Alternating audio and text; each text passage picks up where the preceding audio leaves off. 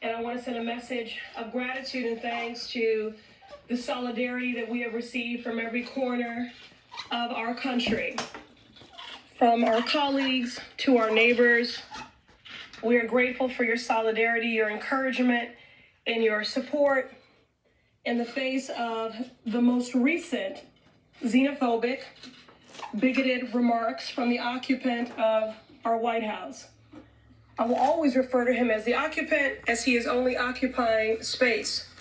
It does not embody the grace, the empathy, the compassion, the integrity that office requires and that the American people deserve.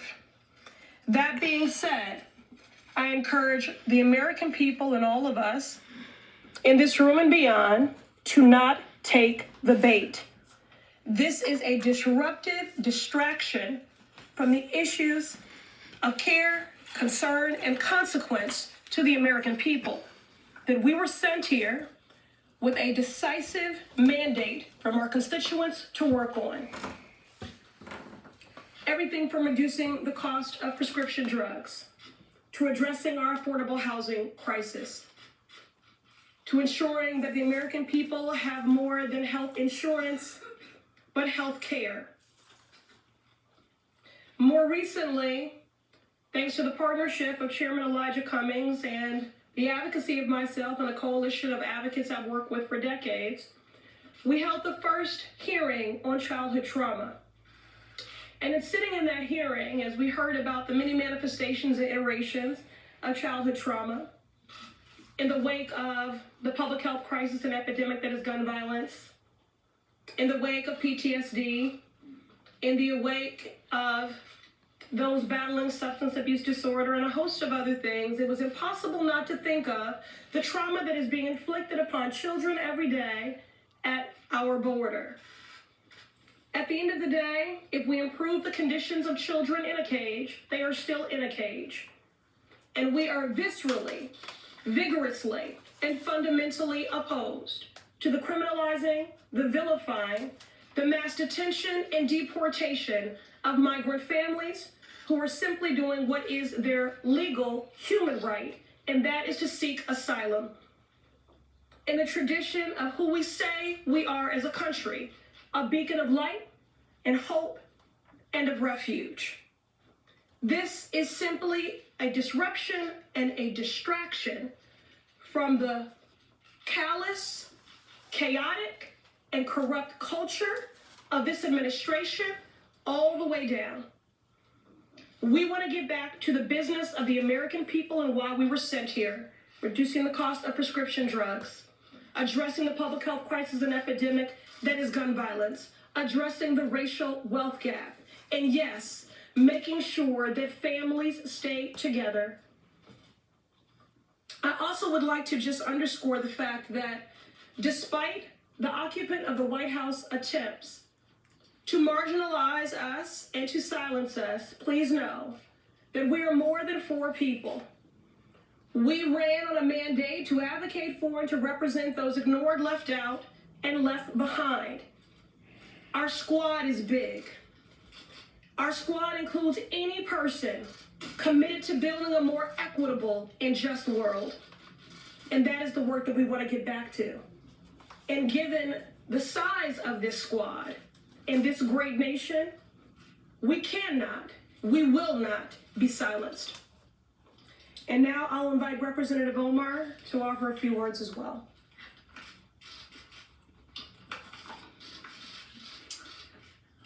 Thank you, Congresswoman Ayanna Pressley.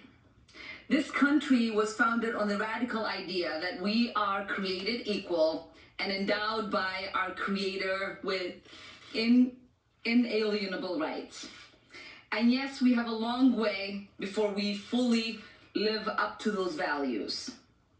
It is for this reason precisely that we have to take action when a president is openly violating the oath he took to the Constitution of the United States and the core values we aspire to. As Martin Luther King said, all we say to America is, be true to what you say on paper. I believe this is a pivotal moment in our country. The eyes of history is watching us. Right now, the president is carrying out mass deportation raids across this country in each one of our districts. Right now, the president is committing human rights abuses at the border, keeping children in cages, and having human beings drinking out of toilets. This president, who has been credibly accused of committing multiple crimes, including colluding with foreign government to interfere with our election. This is a president who has overseen the most corrupt administration in our history and pursued an agenda to allow millions of Americans to die from a lack of health care while he transfers millions of dollars in tax cuts to corporations. This is a president who has said, grab women by the pussy. This is a president who's called black athletes sons of bitches. This is a president who has called black people who come from black and brown countries shitholes. This is a president who has equated neo-Nazis with those who protest against them in Charlottesville. This is a president who has openly violated the very value our country aspires to uphold: equality under the law, religious liberty, equal protection, and protection from persecution. And to distract from that, he's launching a blatantly racist attack on 4 duly elected members of the United States House of Representatives, all of whom are women of color. This is the agenda of white nationalists. Whether it is happening in chat rooms or it's happening on national TV, and now it's reached the White House garden. He would love nothing more than to divide our country based on race, religion, gender, orientation, or immigration status. Because this is the only way he knows he can prevent the solidarity of us working together across all of our differences. The only way to prevent us confronting the problems our country is facing, whether it is healthcare, climate change, student debt, or endless wars. This is his plan to pit us against one another. This is how he can continue to enrich his friends and distract us from the detrimental policies that his administration is pushing forth. So we can either continue to enable this president and report on the pile of garbage that comes out of his mouth, or we can hold him accountable to his crimes. We can continue to turn a blind eye of the multiple crimes he's accused of. We can stand while he violates people's basic human rights and the responsibility that his administration has for the deaths of children on our border, or we can take action. I have not made impeachment central to my election or my tenure, but since the day that I'd gotten elected, I'd said to people, it is not if he will be impeached, but when. So it is time for us to stop allowing this president to make a mockery out of our Constitution. It's time for us to impeach this president. So now we're going to have Congresswoman Alexandria Ocasio-Cortez. Good afternoon, everyone. I'll try to keep things as brief, I guess, as I can, but who knows when I get on a roll, right?